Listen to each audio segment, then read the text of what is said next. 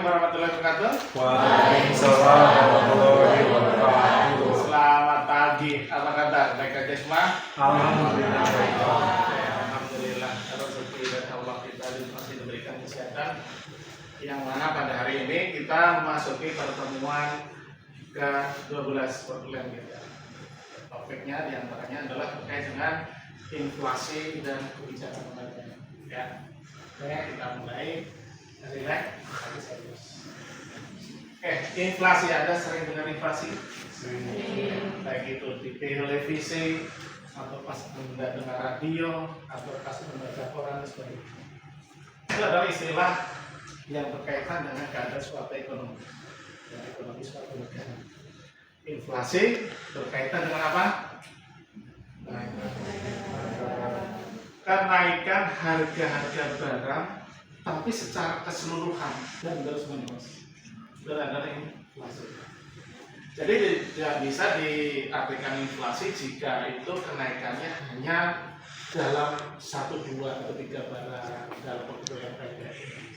Nah, makna inflasi di sini saya ulangi adalah penekanannya adalah peningkatan harga-harga barang dan jasa secara menyeluruh ya, dan terus menerus. Dan waktunya lebih panjang gitu ceritanya. Nah, terkait dengan inflasi tadi ya, kenaikan harga-harga barang dan jasa. Menurut Anda kenaikan harga barang dan jasa bagus atau tidak? Kalau suatu perekonomian. Silakan, berpendapat. Bagus Pak. Alasannya. Asalkan pendapatan kita ikut stabil seiring dengan kenaikan harga barang.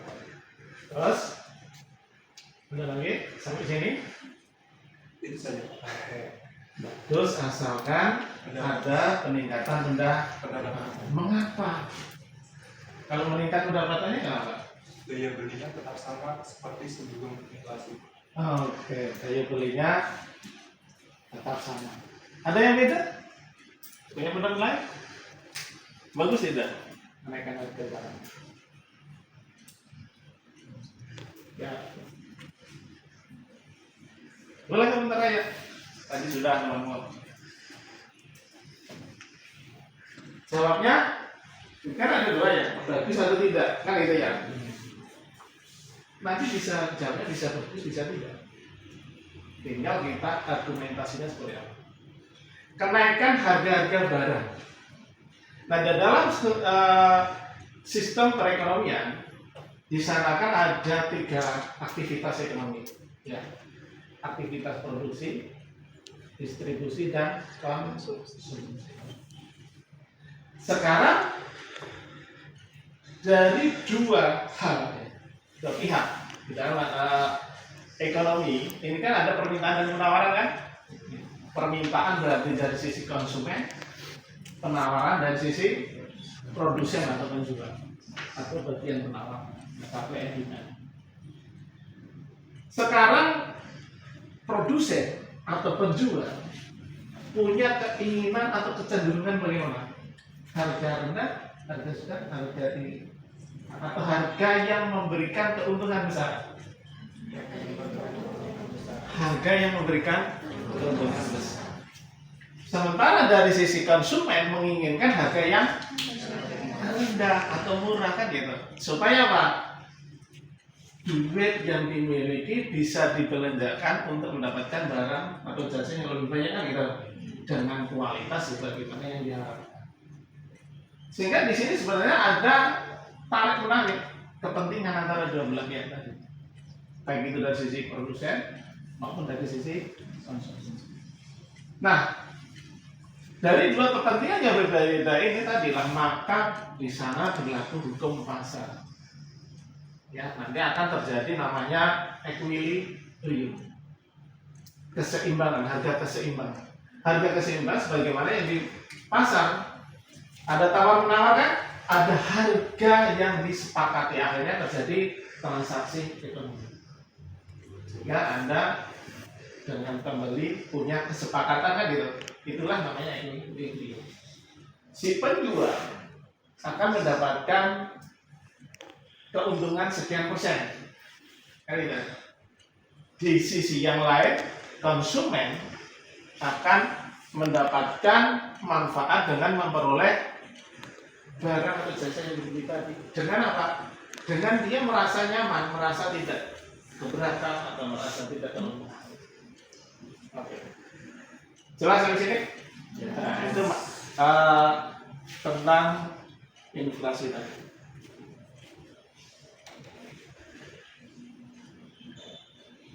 Berikutnya, nah fenomena inflasi ini tadi selalu saja berkembang, selalu saja dinamis, bisa berlaku di negara manapun. Dan nanti berhubungan berapa tingginya atau besaran inflasinya, termasuk berapa lama inflasi tadi terjadi. Sehingga tadi ya, ketika harga-harga barang tadi dan jasa tadi meningkat, maka yang perlu Anda perhatikan adalah atau yang menjadi fokus dari seorang ekonom atau pemerintah di suatu negara adalah bagaimana caranya inflasi tadi bisa dikendalikan. Ya. Jadi intinya adalah pengendalian tingkat inflasi. Artinya apa? Kalaupun naik jangan terlalu tinggi, ya kan gitu, supaya tidak memberatkan konsumen. Termasuk juga nanti pada tataran tertentu si produsen itu juga akan menjadi konsumen. Bisa nangkap? Si produsen suatu saat juga akan jadi konsumen. Ketika ya, ada suatu pabrik tekstil membuat kain kan, bahan bakunya kan dari benang dari kapas. Nah, produsen kan membeli bahan, ya. Berarti pada saat dia membeli itu statusnya dia sebagai konsumen, kan itu. Nah, kalau bahan baku yang dibeli mahal, nanti akan memberatkan produsen tadi dalam hal memproduksi barang tadi yang berupa kain.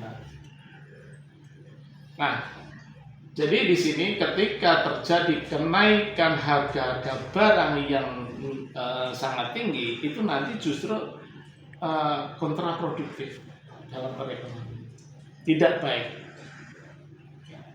Misalnya tadi saya misalkan dari produsen kain tadi, ketika bahan-bahan baku naik mahal, akhirnya apa? Nanti bisa menurunkan produksi, ya, bisa menurunkan produksi. Karena apa?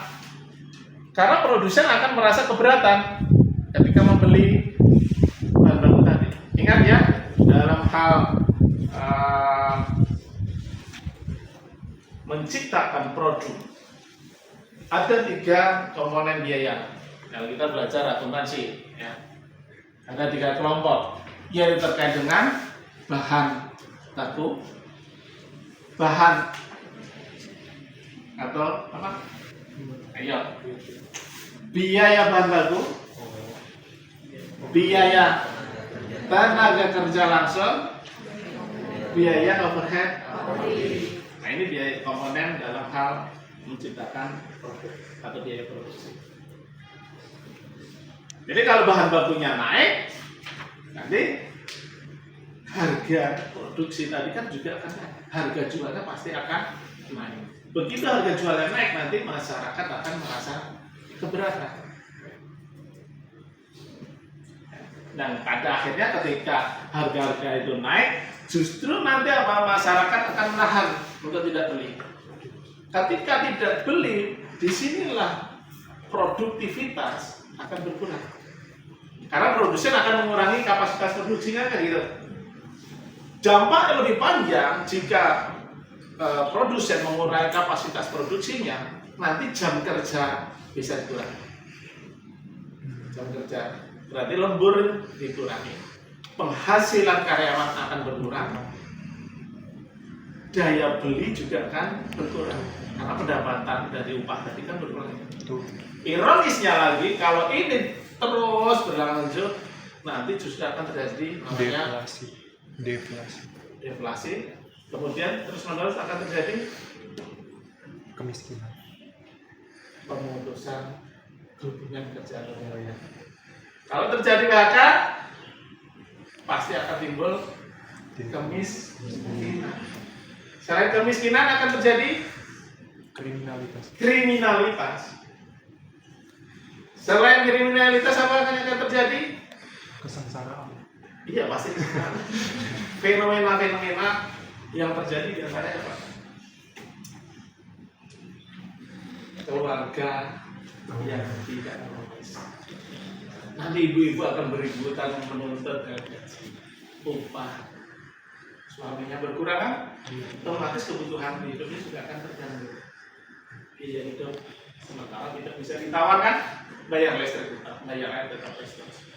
Nah, karena begitu dampak yang di sana begitu luar biasa, multiplier efeknya itu luar biasa, maka pemerintah dan bank sentral harus memiliki strategi yang tepat untuk mengendalikan. Jadi prinsipnya inflasi itu harus terkendali. Kalau tidak ada kenaikan harga, produsen juga kurang bergairah untuk memproduksi barang dan jasa. Maunya kan tentu ada kenaikan kan? Bagaimana supaya ada keseimbangan? Sehingga tadi perlu dikendalikan. Jadi itu tadi ya. Nah, bagaimana pemerintah dalam hal ini mengukur tingkat inflasi? Tingkat inflasi bisa dilakukan dengan melakukan perhitungan-perhitungan yang berkaitan dengan indeks harga konsumen. Indeks harga konsumen ini ada beberapa kelompok, ya, kelompok makanan, ada pakaian, perumahan, ada perlengkapan, dan seterusnya. Ini tugas dari BPS, Badan Pusat Statistik, yang memberikan data kepada pemerintah, ya, Kementerian Ekonomi, Kementerian Keuangan, kepada Bank Sentral, agar apa? Informasi yang valid, yang komplit, yang lengkap itu jadikan pertimbangan untuk membuat strategi yang tepat dalam rangka mengendalikan inflasi. Ya. Jadi harus sinergi antara pemerintah dan bank sentral maupun perbankan profesional. Sehingga nanti dalam hal pengendalian maupun mengatur perekonomian di suatu negara, setidaknya ada dua kebijakan yang umum kalau kita belajar ekonomi moneter maupun ekonomi makro, yaitu kebijakan moneter dan kebijakan fiskal. Kebijakan moneter ini adalah ranahnya dari bank sentral, ya. Yang punya tanggung jawab adalah bank sentral. Sementara berkaitan dengan kebijakan fiskal adalah ranahnya pemerintah. Kedua belah pihak, baik itu pemerintah maupun bank sentral, itu harus bersinergi. Karena untuk mengendalikan inflasi ini tidak mudah. Nah, berikutnya,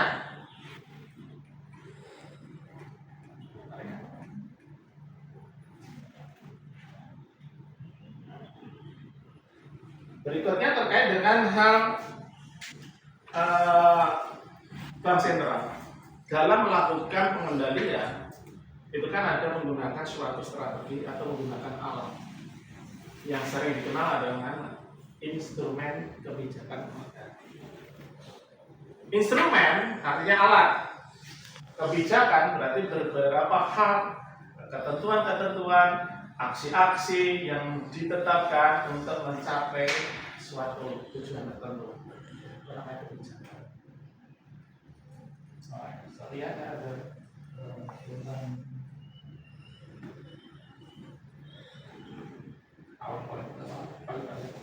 nah, sebelum ke sana, tadi saya kembali bagaimana inflasi terjadi. Inflasi terjadi setidaknya disebabkan dari dua hal, ya, yaitu terkait dengan permintaan dan penawaran tadi. Ada permintaan dan penawaran. Dari sisi permintaan, demand ya, dari sisi demand. Jika permintaan itu naik banyak, maka akan memicu harga-harga barang naik. Nah, itu dari sisi permintaan. Apalagi ketika stok terbatas, permintaan naik. pasti harga secepat itu meningkat. Di sisi yang lain, nanti juga disebabkan dari sisi penawaran. Penawaran, bagaimana penawaran tadi bisa menciptakan inflasi? Masih ingat tadi? Bagaimana penawaran bisa meningkat? Apa tadi saya sebutkan? Yang karena barang banyak. ada kenaikan biaya produksi. Ya, apakah itu dipengaruhi oleh kenaikan harga bahan baku? Apakah itu dipengaruhi oleh kenaikan upah kerja? Ya. Ataukah dari sisi biaya overhead-nya? Biaya overhead apa? Contohnya selain dua ini, selain bahan baku dan biaya tenaga kerja langsung adalah biaya overhead. Ya. Memproduksi barang menggunakan apa? Mesin yang menggunakan apa? Listrik atau solar. Kalau tarif listrik naik, biaya produksi naik. Harga solar naik, biaya produksi naik. Ya kan? Akhirnya apa? Ketika biaya produksi secara keseluruhan naik, ini akan menciptakan atau membuat produsen menaikkan harga jual. Inilah yang disebutkan cost push inflation tadi. Dorongan kenaikan harga karena adanya kenaikan biaya produksi. Nah, oke, tadi penyebabnya bisa dari sisi permintaan maupun dari sisi penawaran. Nah, tadi dari sisi permintaan disebut juga demand pull inflation. Kemudian dari sisi penawaran, cost push inflation. Kemudian dari kenaikan harga-harga barang tadi atau inflasi, tentunya kan jika itu di atas angka normal yang atas angka terkendali itu kan berbahaya dalam perekonomian.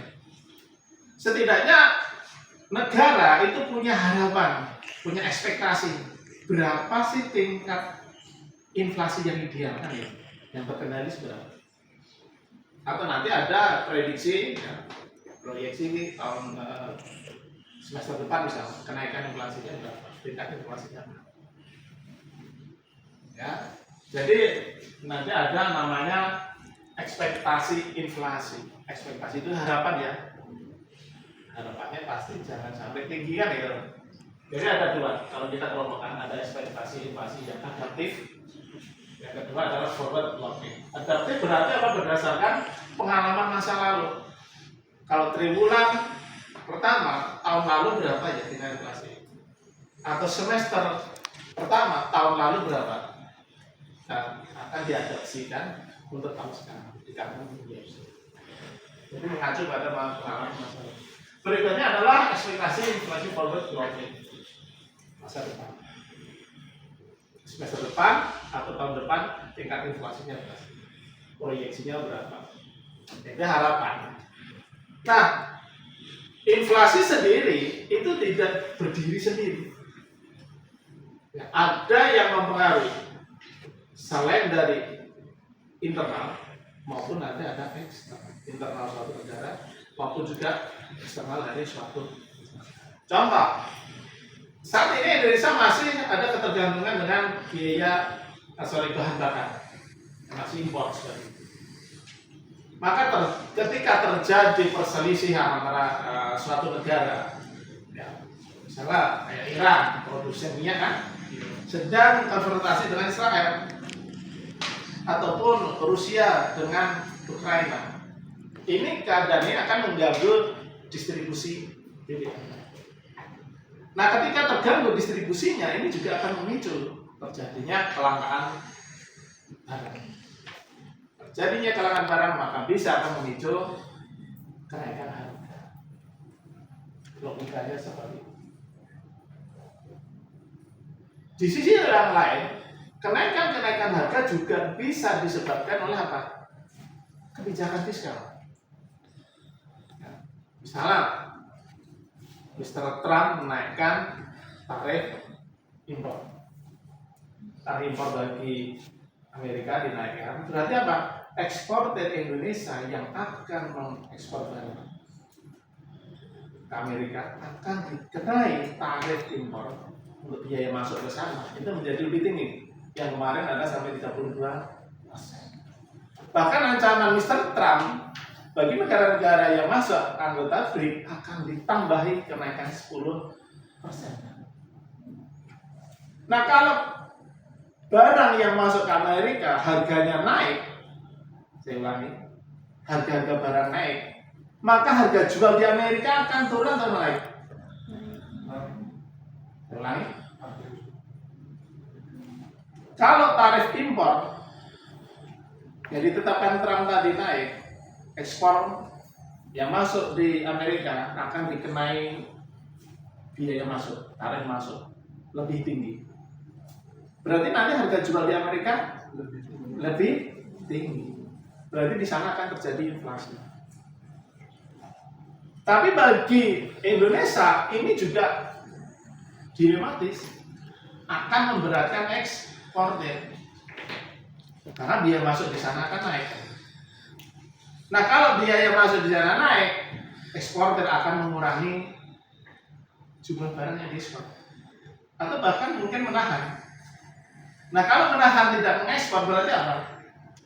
Produk di dalam negeri juga akan berkurang. Produktivitasnya akan berkurang. Kalau berkurang berarti apa? Jam kerja karyawan juga akan berkurang. Kebutuhan bahan baku berkurang. Jadi multiplier efeknya di dalam negeri nanti akan besar sekali. Itulah maka tim ekonomi Indonesia kan sedang antusias, sedang cari cara bagaimana bisa negosiasi dengan Mr. Trump, merayu ke atau bagaimana. Nah, inilah resiko berhadapan dengan negara-negara superpower. Terus kedudukan Indonesia sendiri dalam ketergantungan. Ya, ketergantungan. Seperti apa ketergantungannya? Misalnya, tempe yang Anda makan ini, bahan bakunya dari mana? Kedelai dari Amerika. Nah, ketergantungan seperti ini yang menyebabkan perekonomian di Indonesia itu sangat rentan. Tadi terkait dengan ekspektasi. Berikutnya,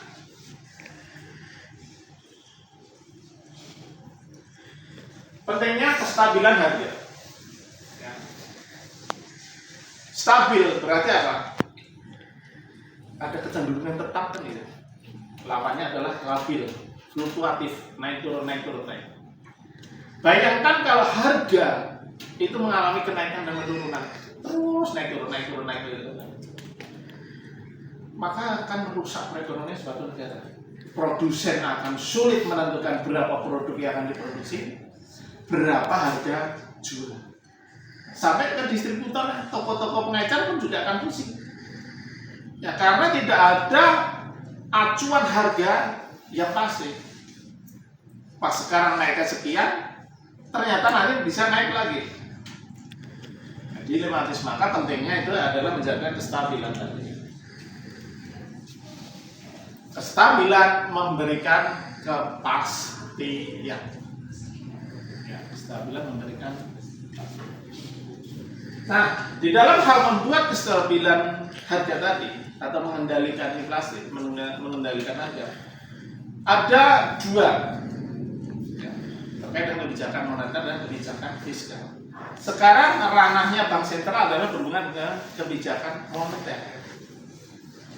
Ya, kebijakan moneter adalah kebijakan yang digunakan untuk mengendalikan tingkat inflasi dengan cara mengatur jumlah uang beredar.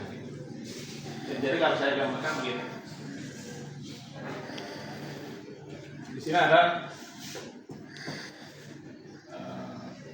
instrumen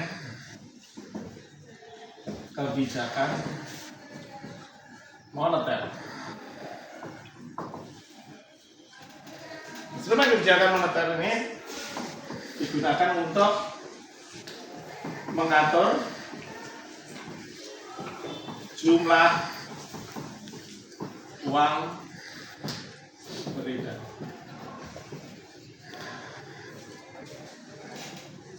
Dengan mengatur jumlah uang beredar ini tadi diharapkan nanti bisa mengendalikan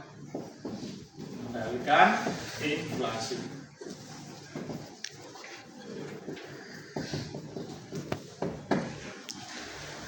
Ya. Ini bank sentral. Instrumen tadi kan alat ya. Alatnya ada berapa? Ada 5. Apa saja? Masih ingat atau belum pernah dengar? Ada yang sudah pernah dengar? 1. Politik diskonto. 2. Politik pasar terbuka, open market. 3. Margin requirement. 4. Ya, cadangan minimum. Yang 5, moral suasion. Ya, apa itu? Tidak satu persatu. Politik diskonto.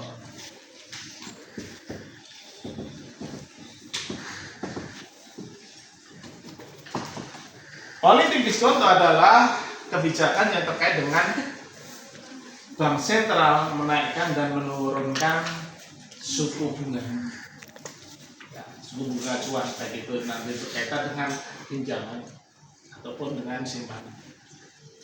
Jadi tugasnya bank sentral itu membuat atau menaikkan, menurunkan tingkat suku bunga. Dengan menaikkan suku bunga misalnya, suku bunga pinjaman naik, nanti bank-bank umum akan menahan untuk tidak pinjam atau tidak mengambil uang. Berarti apa? Di masyarakat nanti jumlah uang beredar akan menurun. Sebaliknya lagi, ketika bank sentral menurunkan suku bunganya,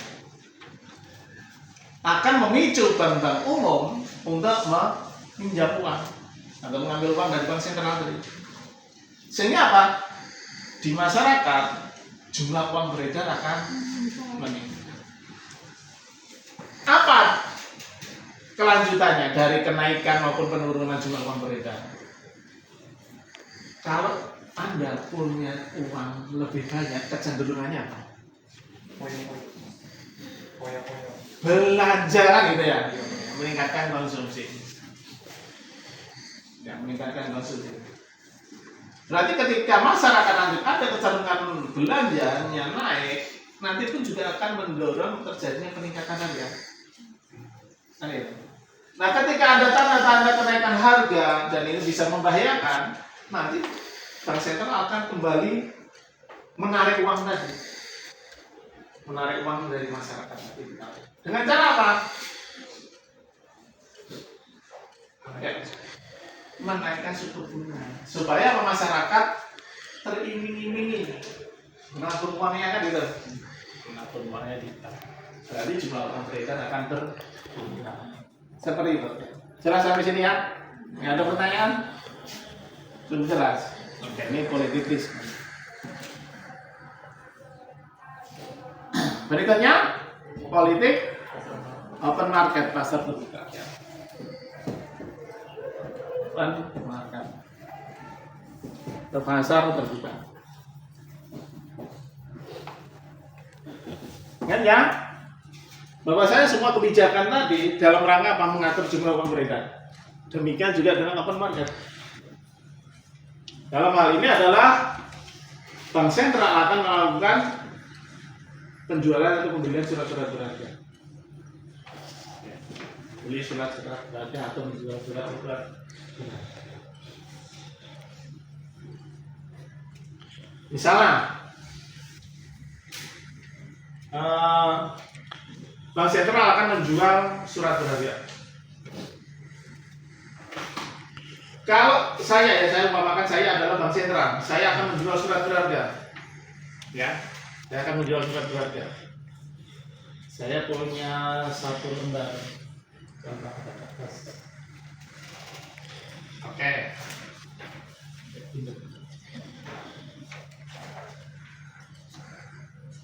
Dimisalkan ini adalah surat berharga. Surat berharga ya. Saya akan menjual. Yang punya uang siapa? Masyarakat. Anda kan? Kalau Anda membeli ini, berarti akan terjadi perpindahan. Uang akan masuk saya, suratnya akan kamu pegang. Begitu. Ini bukan sembarang surat. Bank akan selalu memberikan kompensasi. Ketika Anda membeli surat berharga, nanti akan ada manfaat yang akan diberikan. Yaitu apa? Pendapatan. Berupa apa? Pendapatan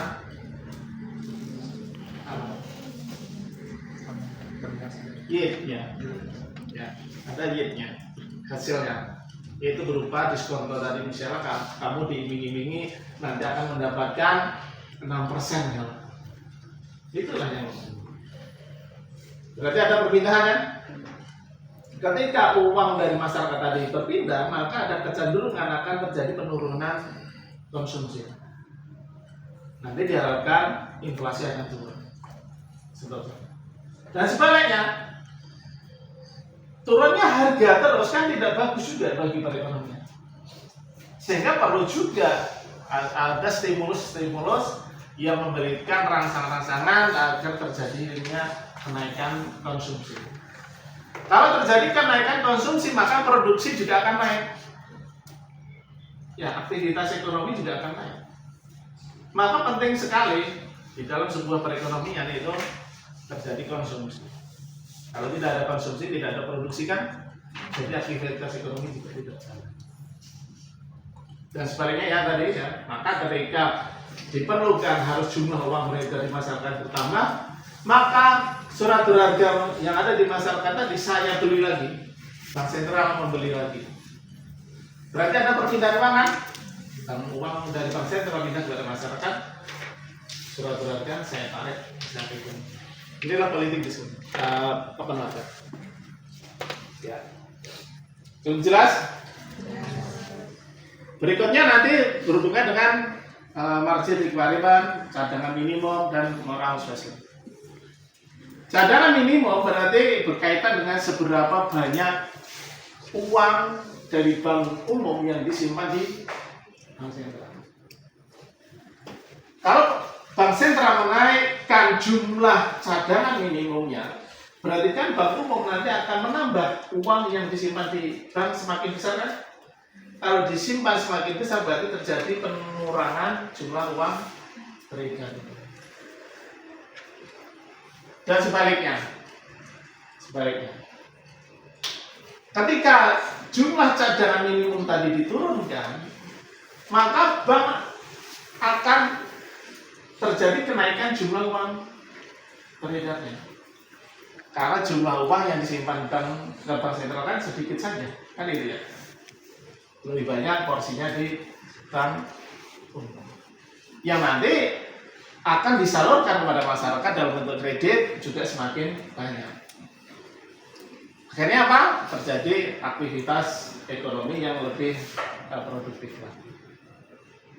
Ya, cadangan minimum. Berikutnya adalah, saya tuliskan tadi, cadangan minimum. Berikutnya 4 adalah margin requirement. Apa margin requirement? Ini berkaitan dengan ketika orang membeli surat-surat berharga tadi. Orang membeli surat berharga tadi kan bisa cash, bisa juga sebagian kredit gitu. Ya. Jadi misalnya dari angka 100%, misalnya bank sentral menetapkan jumlah cadangan minimumnya adalah 80%. Margin requirement. Artinya untuk membeli surat berharga tadi, Anda harus punya uang 80%. Sisanya bisa menggunakan kredit. Oke, cash. Yang 20% bisa dengan kredit.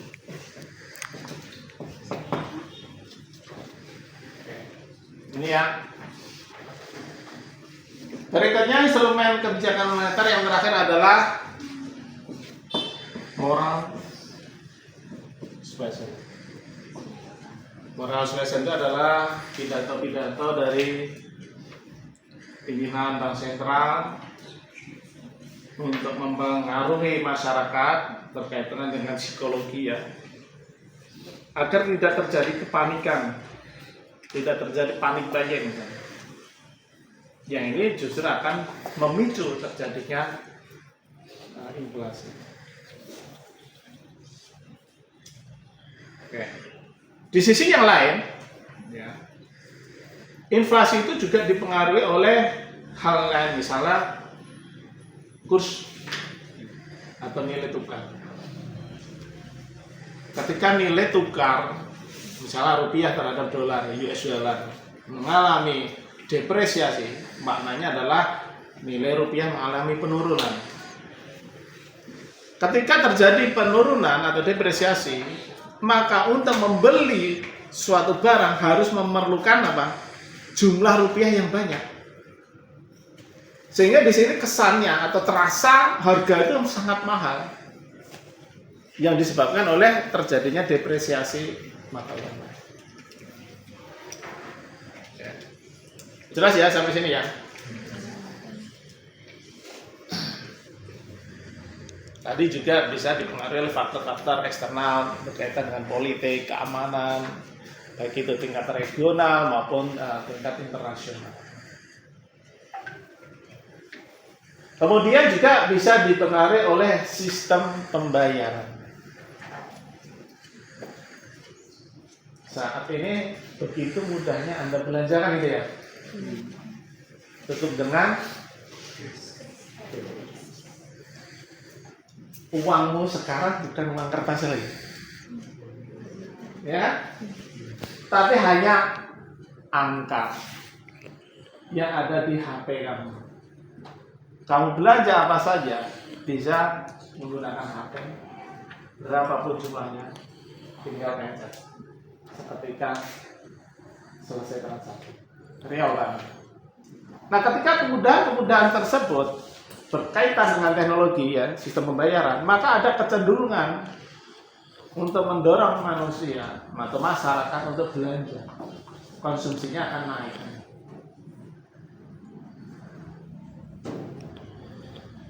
Positif atau negatif? Artinya bagus tidak? Ketika masyarakat belanjanya banyak, itu bagus tidak? Konsumsinya banyak. Kamu senang belanja? Suka belanja ya?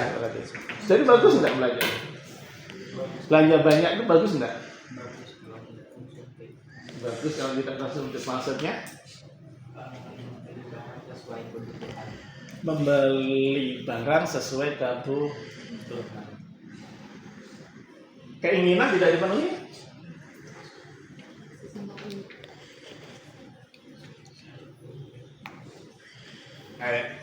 Gimana? Keinginan juga dipenuhi. Keperluan manusia itu setidaknya ada 3 hal yang berhubungan dengan kebutuhan. Kebutuhannya ini sesuatu yang tidak bisa ditawar, harus ada. Kalau tidak kita bisa mati kalau tidak makan. Dua adalah keinginan. Jadi yang pertama itu sifatnya primer, yang kedua keinginan adalah sekundernya. Berikutnya orang yang punya kelebihan uang pasti akan yang ketiga dengan tersier atau berkaitan dengan permintaan. Jadi kalau kita belajar manajemen marketing itu keperluan itu ada 3 kelas: kebutuhan, keinginan, dan permintaan. Jadi kalau punya uang banyak ya belanja saja. Yang penting Anda logik rasional. Jangan sampai mengorbankan hal-hal yang sifatnya penting. Ya, tetap dengan manajemen keuangan yang bagus. Yang penting kebutuhan terpenuhi, keinginan atau sekundernya terpenuhi, tapi Anda pun masih punya tabungan. Jadi masih aman. Bayangkan kalau semua masyarakat ini menahan diri, tidak belanja, pelit, maka yang sesara adalah produsen. Iya, nanti kapasitas produksinya akan turun. Kalau kapasitas produksi akan turun, berarti apa? Perusahaan tidak akan mampu membayar karyawan. Jadi ketika Anda belanja itu sebenarnya sedang apa? Sedang berinfak atau bersedekah dengan orang lain dengan cara elegan tanpa merendahkan orang. Ya, camkan baik-baik. Anda sedang berinfak, sedang berbagi, ya, ada sharing profit, ada sharing ekonomi. Beda kalau ada orang minta ya tanpa berkeringat, itu juga merendahkan. Tapi kalau orang jual beli, ini kan terhormat sekali. Ya. Kembali ke instrumen kebijakan moneter. Cukup jelas sampai sini. Oke. Baik. Berikutnya berkaitan dengan pengendalian harga. Nanti di ranah pemerintah ini berkaitan dengan kebijakan fiskal. Kebijakan fiskal adalah berkaitan dengan kebijakan yang berhubungan dengan penerimaan dan pengeluaran keuangan negara. Itu kebijakan fiskal. Berkaitan dengan penerimaan, negara saat ini masih terkonsentrasi atau masih bergantung dengan pajak.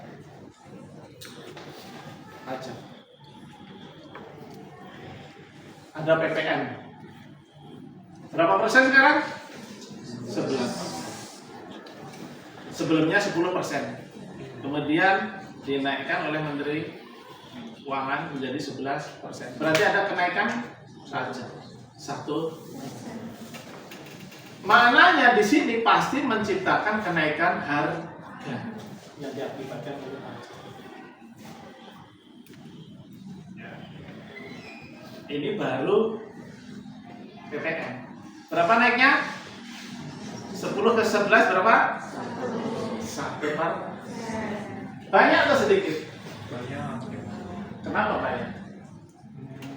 Snowball efeknya Pak. Ya? Dari produksi misalnya dia beli barang sudah kena PPN 11%.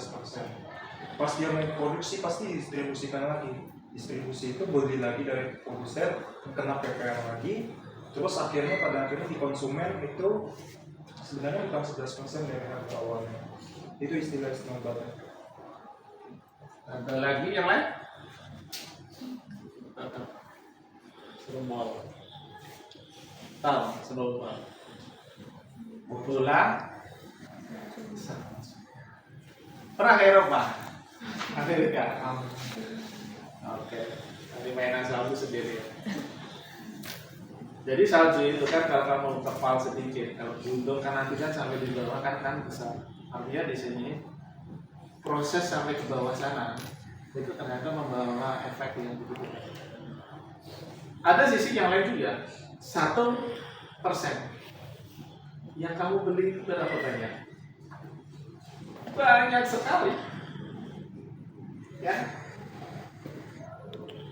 Ya sampo, ya sabun, ya sikat gigi, ya lipstick, ya bedak, ya parfum, ya buku, ya bolpen, ya beras, ya ikan, ya minyak goreng dan sebagainya.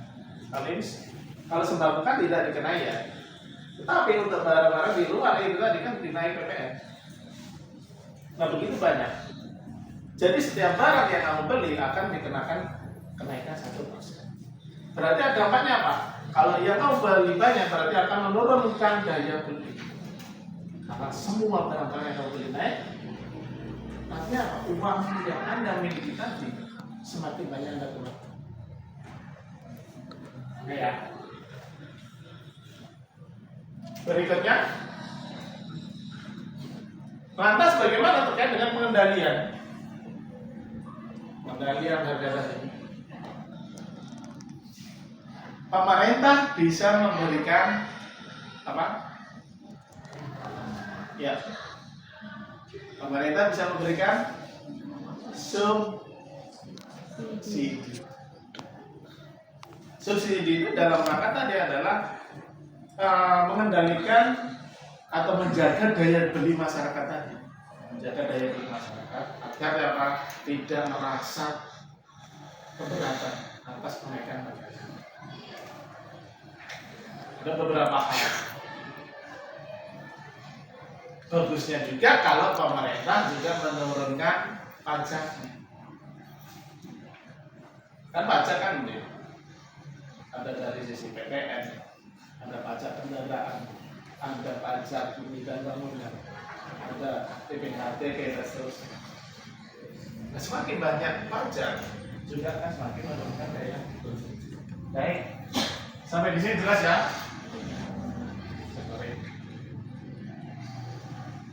Kebijakan moneter tadi lima-limanya sudah kita bahas. Pengendalian inflasi, ada kebijakan moneter dan kebijakan fiskal. Tentu pembahasannya terkait dengan kebijakan fiskal ini sangat panjang sebenarnya. Karena ada dilematis di sisi yang lain. Pemerintah sedang memerlukan atau membutuhkan kemampuan fiskalnya, kemampuan keuangannya. APBN-nya harus meningkat karena untuk membiayai kementerian, membiayai lembaga, untuk pembangunan, belanja modal, belanja pegawai dan seterusnya, ternyata masih kurang. Nah, ketika penerimaan dan pengeluaran tadi tidak seimbang, kebutuhannya banyak, sementara penerimaannya sedikit, apa yang dilakukan pemerintah saat ini?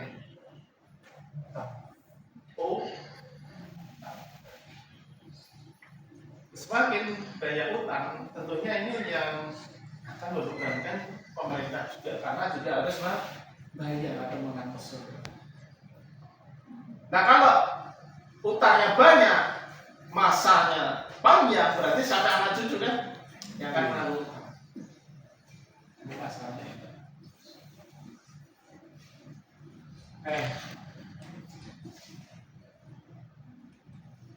Sampai di sini ada pertanyaan? Belum jelas? Nah, itu seputar inflasi dan instrumen kebijakan moneter. Dan tadi saya masukkan juga terkait dengan kebijakan fiskal. Faktanya bagaimana? Faktanya karena perekonomian itu sangat dinamis dan dipengaruhi oleh faktor eksternal juga, maka tidak mudah. Simpulannya adalah mengendalikan inflasi harus bersinergi antara pemerintah dengan bank sentral. Harus sinergi, karena untuk mengendalikan harga tadi tidak mudah lagi. Masih ada faktor-faktor eksternal. Nah, ada pertanyaan? Tidak ada? Baik. Kalau tidak ada pertanyaan, saya akhiri ya perkuliahan hari ini. Cukup. Mudah-mudahan bermanfaat. Nanti jika ada hal yang kurang jelas, bisa kita lanjutkan di pertemuan berikutnya. Terima kasih atas perhatiannya. Kurang lebihnya mohon maaf. Assalamualaikum warahmatullahi wabarakatuh.